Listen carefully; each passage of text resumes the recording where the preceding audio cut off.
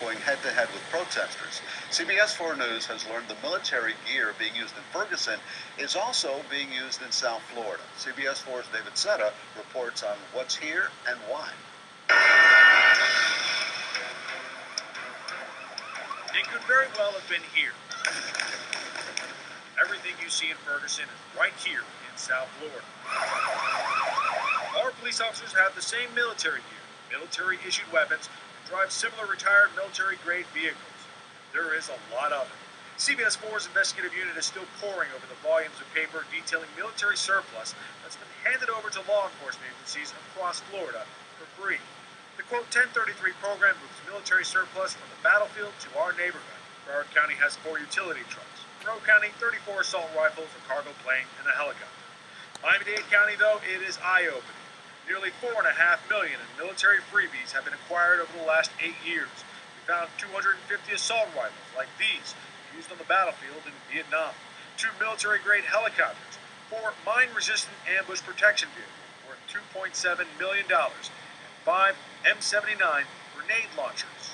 Why do we need grenade launchers? Well, I mean, grenade launchers are also used to launch smoke and tear gas. You know, they're not launching fragmentation grenades. Ray Martinez spent 35 years in law enforcement before retiring as Miami Beach's police chief.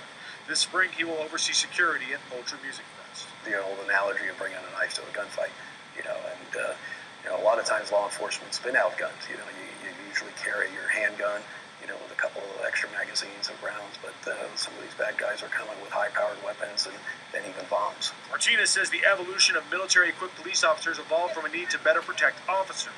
We don't have the luxury of being able to call somebody else, the military or SEAL Team 6 to come in and handle that for us. I wish we could, but we're the last line of defense, and what we've learned, especially in the school shootings where there's active shooters, you have to respond immediately. You can't sit back and wait. Do you use that against civil disobedience? That's a hard question, and I don't want to second guess what's going on. He agrees this might be fine in a shootout. When used against civilians, it's questionable. You have to use restraint, obviously, because you don't want to escalate the crowd. And I think that's what you may be seeing a little bit of. And case in point in Ferguson, when police amped up the gear, the crowd responded accordingly. And the county is getting this stuff free from the federal government. Right, this is the freebies. In fact, the list that we showed today, this whole thing right here, this is the free stuff. There's money being sent in the form of grants. Right. Department of Homeland Security, the Justice Department, and we're still waiting on those lists. So when we get those lists, we'll bring them right here. Well, we want our law enforcement well-equipped. Some of those images, though, are in trouble. The lists, while they're impressive, the most important part is the person who's deciding what to do with it. Using it in the right situation. That's the important part. David, thanks a lot for that investigation. All right, right.